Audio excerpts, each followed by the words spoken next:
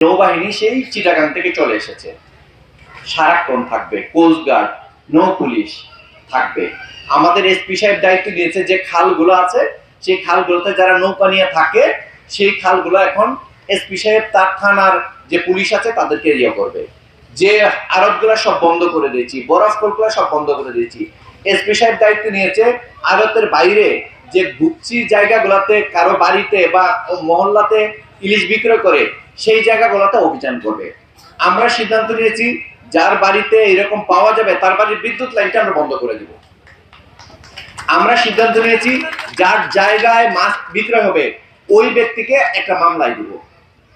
এইবার দুইটা অপরাধ হবে, একটা হলো সরকারি আইন অমান্য, আর একটা হলো যে আপনি ইলিশ ধরলেন বা জাল ব্যবহার করলেন নদীতে, দুইটা মামলা হবে। সত্যিকার অর্থে আমি চাই না একটাও ঘটুক। দেখেন, ইলিশ সম্পর্কে আপনাদের রক্ষা করতে হবে, বাঁচাতে হবে। কাদের স্বার্থে?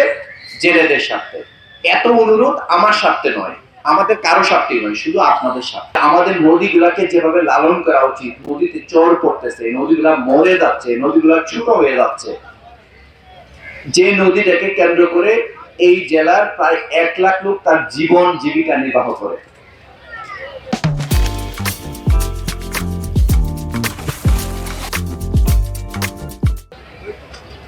সেই নদী ভরাট হয়ে যাচ্ছে, ছোট হয়ে যাচ্ছে।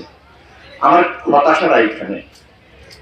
আর যে নদীতে সাগর থেকে ইলিশ মাছ আসে, যেটা অনেক দামি একটা মাছ, সেই ইলিশ মাছটা নানা কারণে সে কমে যাচ্ছে, ইলিশ মাছ এখানে আসছে না। এই 3টা কারণে আমি আসলে হতাশ, এই চাঁদপুরবাসী হিসাবে, এবং আমার কষ্টও আছে। আমি আপনাদেরকে রিকোয়েস্ট করবো, চলেন এই 3টা জিনিসকে আমরা বাঁচানোর চেষ্টা করি।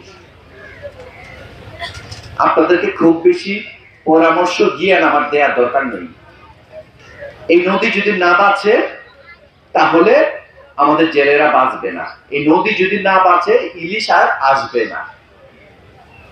আর এই নদীগুলো যদি না থাকে, এই যে মূল হেডে শত শত পর্যটক আসে, হাজার হাজার পর্যটক আসে, ঈদের সময় দাঁড়ানো যায় না, বিদেশ থেকেও আসে, শীতকালে লঞ্চ করে সব লোকজন বেড়াতে আসে, যে এই 3 নদীর মোহনা দেখতে আসবে, কোনো কিছু অস্তিত্ব থাকবে না। একটার সাথে আরেকটার সম্পর্ক, নদী, ইলিশ, এই মূল হেড পর্যটন, 3টাই একটার সাথে আরেকটার সম্পর্ক।